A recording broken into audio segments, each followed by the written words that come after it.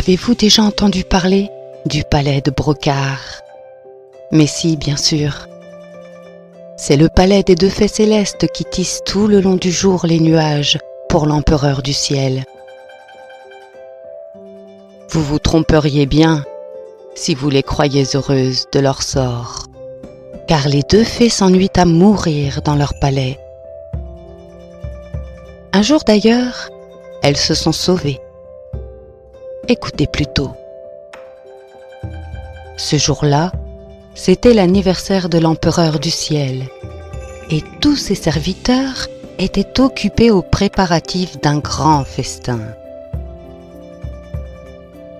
Les employés s'amusaient dans les salles impériales et la garde de la porte du sud, celle par laquelle on descend sur la terre, buvaient joyeusement à la santé de l'empereur et sombraient peu à peu dans une somnolence béate. Les 2 fées célestes étaient restées seules.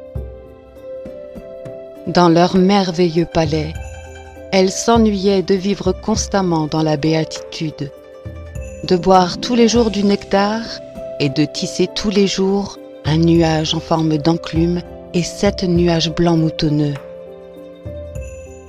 Leurs jours se ressemblaient, comme un œuf ressemble à un œuf, et nos 2 fées s'ennuyaient à mourir. Tu sais, petite sœur, soupirait la plus jeune. Je préférerais m'en aller et descendre sur la terre plutôt que de continuer à m'ennuyer ici.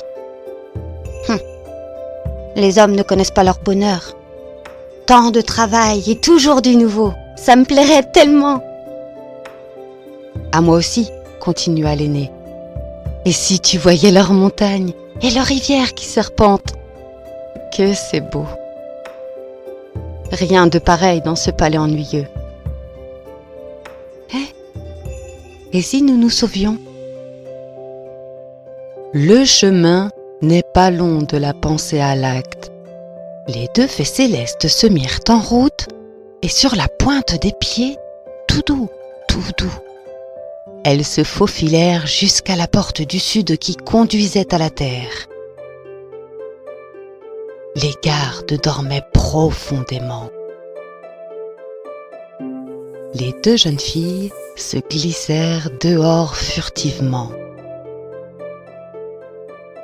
Maintenant, petite sœur, proposa la cadette, nous allons nous séparer. Tu iras vers le sud et moi vers le nord. Et lorsque nous aurons trouvé un être en détresse, nous resterons pour l'aider. Ainsi se séparèrent les 2 fées, et tout se passa comme l'avait dit la plus jeune. Les 2 rencontrèrent 2 vieilles femmes solitaires et usées et restèrent à les aider. Bientôt, elles perdirent leur teint transparent et devinrent toutes roses. Elles se plaisaient beaucoup sur la terre. Jamais plus elles ne pensaient au ciel. Mais rien n'est éternel, hélas. 100 ans avaient passé sur la terre, 100 ans, ce qui fait exactement 7 jours au ciel. Les festivités avaient pris fin et l'empereur céleste commença à chercher les 2 jeunes filles. Mais en vain.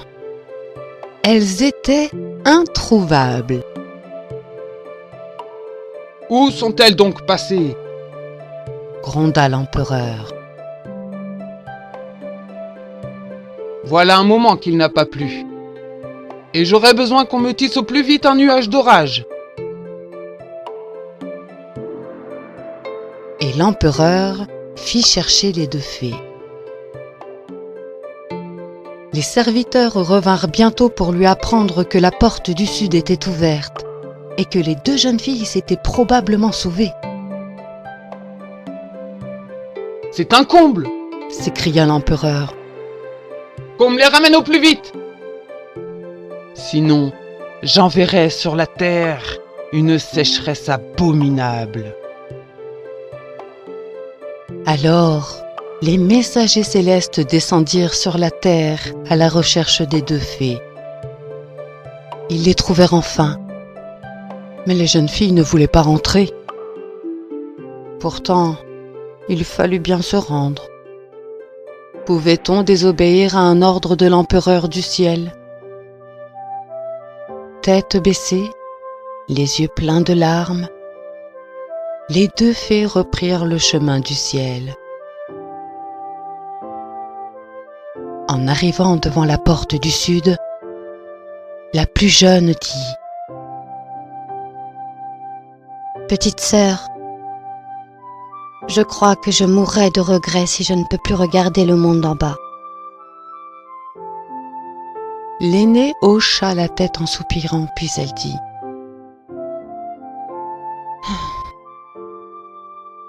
J'ai une idée.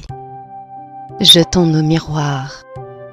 Ainsi, quand nous regarderons en bas, nous y verrons se refléter le monde entier. »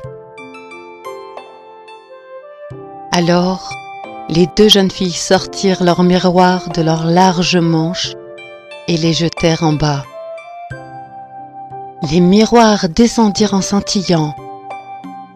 Ils tournoyèrent un instant avec de petits sifflements et tombèrent sur la terre, où ils se transformèrent en deux lacs enchantés, dont les eaux limpides reflétaient les montagnes, les forêts, les collines et les hommes.